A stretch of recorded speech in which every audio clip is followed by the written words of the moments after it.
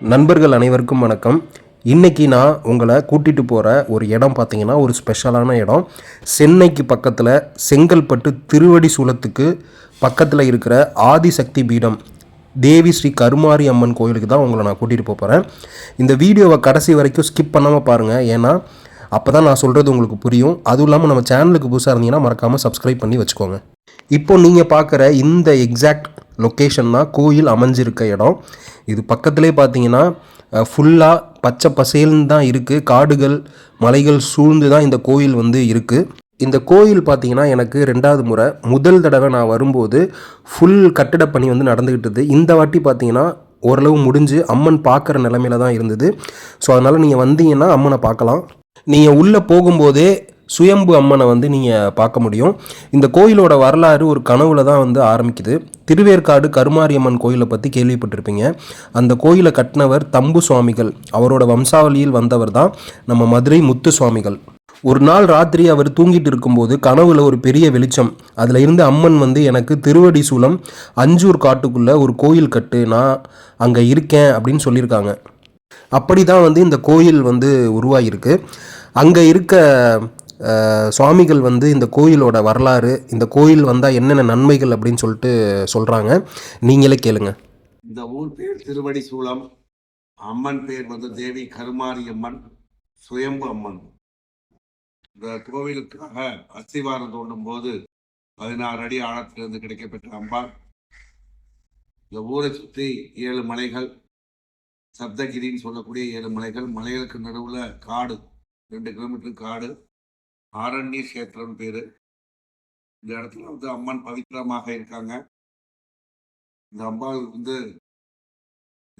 16 வருஷத்துக்கு 2006 இந்த கோவிலுக்கு அஸ்திவாரம் ஓடும் போது கீழே எடுக்கப்பட்ட அம்பாள்.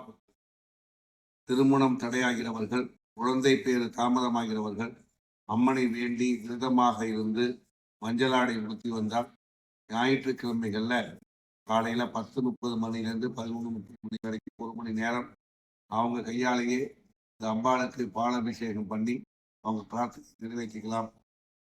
அதனால அதுக்காகவே இந்த ஆலயம் வடிவமைக்கப்பட்டிருக்கிறது.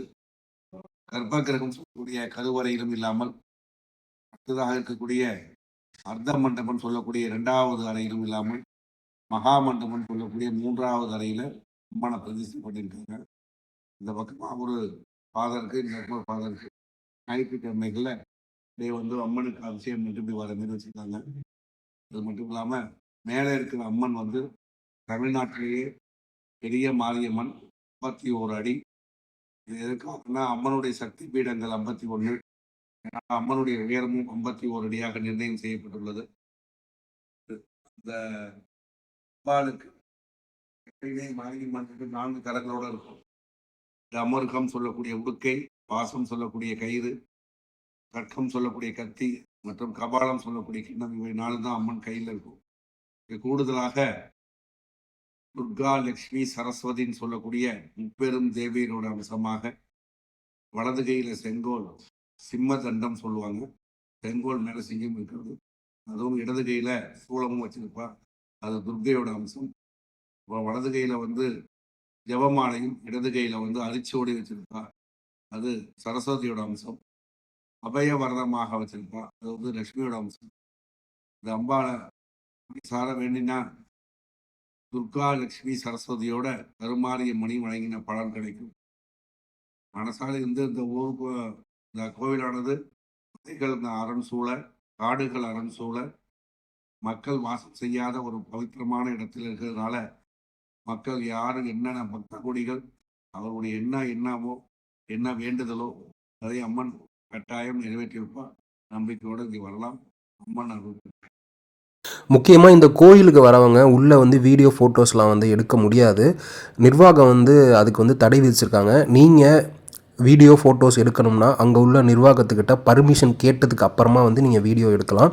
நானும் அந்த பர்மிஷன் கேட்டதுக்கு அப்புறம் தான் எனக்கு அலோவ் பண்ணியிருந்தாங்க. இதுதான் நான் சொன்ன கருமாரி அம்மன்.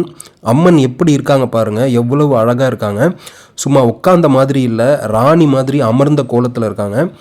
10 கையும் 10 திசையை காக்குது.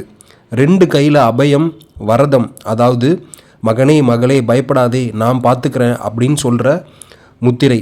மீதி கையில் சூலம், சக்தி, சங்கு சக்கரம்னு ஆயுதம், பின்னாடி 7 தலை நாகம் கூட பிடிக்குது.